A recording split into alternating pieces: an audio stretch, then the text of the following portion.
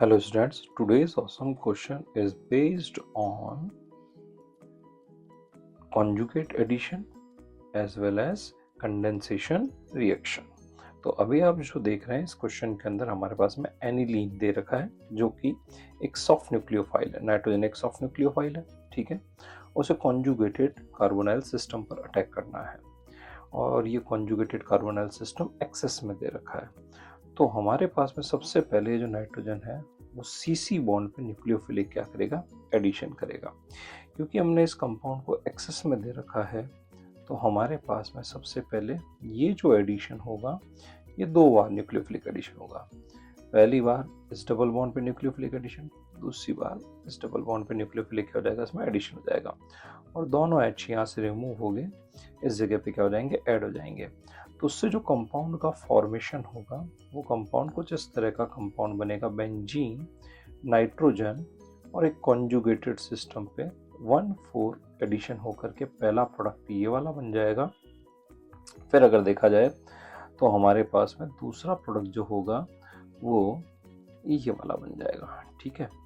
तो Y जो compound होगा उसमें दो बार इस जगह पे कॉन्जुगेट एडिशन होकर के इस प्रोडक्ट का क्या हो जाएगा, इसमें फॉर्मेशन हो जाएगा, ठीक है।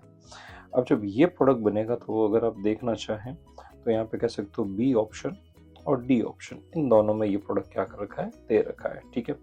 तो जैसा कि आपको प्रोडक्ट आपका इसमें दिखाई दे रहा है तो अपन यहीं से क्या कर सकते हैं, इसको फर्दर रिएक्शन करवा सकते हैं।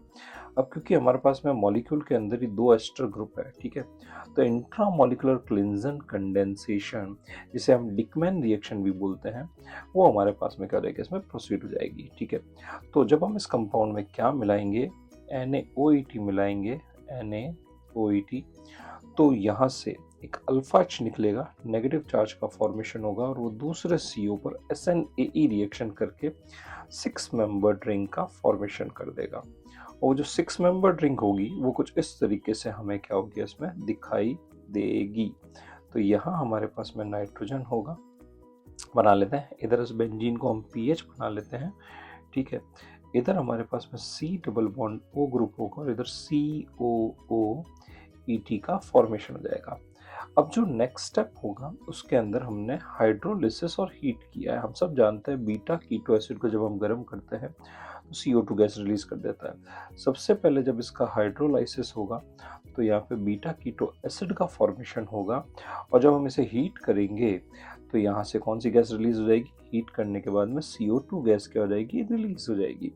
तो हमारा जो फाइनल प्रोडक्ट जो बनेगा वो इस तरह का प्रोडक्ट बनेगा। यानी इस पूरे क्वेश्चन को अगर सॉल्व किया जाए तो इस क्वेश्चन के अंदर हम देखें तो हमने कॉन्जुगेट एडिशन HSAB कंसेप्ट के बेसिस पे हमने CC बॉन्ड पे कॉन्जुगेट एडिशन सीखा, फॉलोड बाय हमने इंट्रामॉलिक्यूलर क्लिंजन कंडेंसेशन जिसे डिकमैन रिएक्शन कहते हैं वो देखा।